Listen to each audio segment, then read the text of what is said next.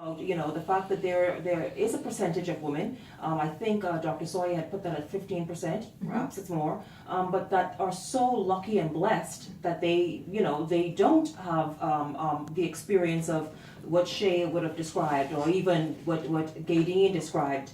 You heard last week, you heard Santina talk about her experience. You also heard Debbie talk about her experience. And so the good news, ladies, is that all of us are different. But the point is, you can take control of this. Of course, like God has the final say, but He's given us wisdom and made stuff available to us that we can successfully, or in a very, very nicely, work our way through menopause. And so that's a great thing. But first, before we continue this conversation, I'd like to invite, and pull the mic close to you, I'd like to invite, she listens from Eleuthera quite often, and she's visiting. She just came into Nassau, and so she stops by sometimes when she is on the island. And so, Calais, welcome to the conversation again. Hello everybody. Hello Radio World. Welcome to Radio Guardian Radio. Yeah, that's well. Listen, well, thank you. I know certainly menopause is something that interests you, in the fact that you have brought relief to a number of women on the island and elsewhere, women who contact you for the services that you provide. Oh yeah, we talk about, I like to engage older people and women who are in menopause. I've never experienced it. I have family members, I definitely have a mother, I have aunts, and when you understand what they go through, I had a cousin who said to me, she would get this little hot prickly feeling, and it's like, okay, I'm never going to be going through this stuff, so what are y'all talking about? And then doing research on how not to get menopause. Why does women get menopause? What is the reasoning? Because Grammy's 96 years old, she had 12 children, she never had menopause. This is your grandmother. Great-grandmother. Your great-grandmother at 96 years old, she never had the symptoms. No. She just stopped having menstrual, and that was that. Life went on. She went on doing her thing, going in her garden up until 4 years ago, every day. So, then you wonder, what are you doing that's so different from other people? That what other women would have done that Yes. caused you to kind of just sail through it, really. Yes. Her daughters never been through menopause because they eat a certain way. And so sometime during the course of the show today, we can drop a little hint to our Certainly, and listen, and that's a part of the conversation we're going to talk about today. We're going to touch on that, about how women can eat better, and not the Cheetos and the Coke.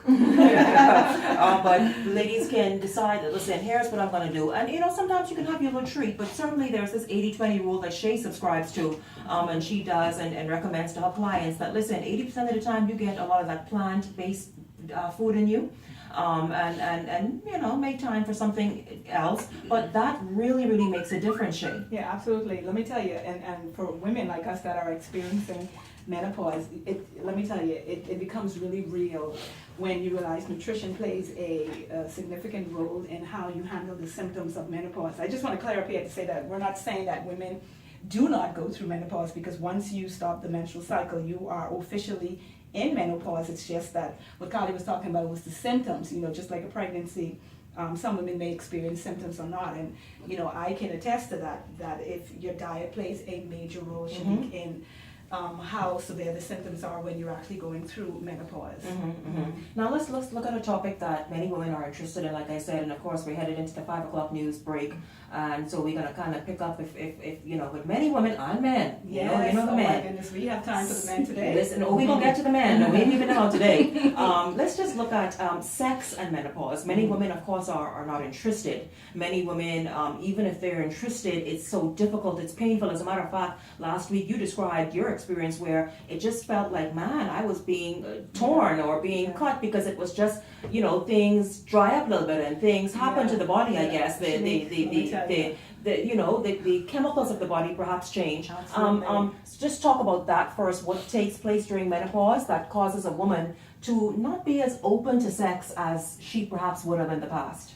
For me, Shenique, it wasn't necessarily that the feeling, if you will, went away from me. Sometimes women talk about having lack of libido. I didn't have the issue with lack of libido. I had an issue particularly with painful sex, and I wasn't able to attribute it to any specific thing at the time. And so, of course, I you know, just like anything else, you're going to go to your gynecologist and you're going to check all of these, you know, female issues to rule that out. And of course, when I was able to do that, it was just very perplexing that here it is, whenever I have intercourse, it became extremely painful to the point of during sex, you may feel like you want to vomit. You feel like it almost feels like your uterus is collapsing. And so for me, and during intercourse, I also had experience of bleeding after sex as well. And so I suffered from what you would call, what they would refer to as dry vagina. And particularly, even in my case, when I used some type of lubrication, it didn't help as Would much. you have used lubricants and the various things that are available over the counter? Yes. For some women I found, and even the lubricant that I referred them to, it worked for them, but for some reason it did not work for me. I don't know if it was the fact that it was petroleum laced.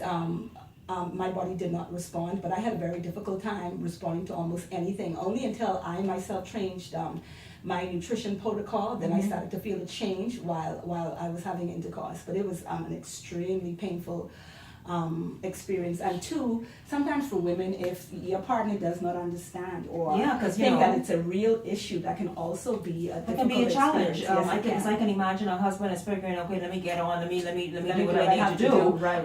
But he isn't concerned about the fact that, okay, you aren't properly lubricated. Right. And then you're wondering, and then I guess you started, Gaten, you can jump in here. A woman starts to then wonder, what's wrong with my body? Why am I not? Why is my sexual or why are my sexual organs not responding the way that they normally did? I mean, jump in there. Well,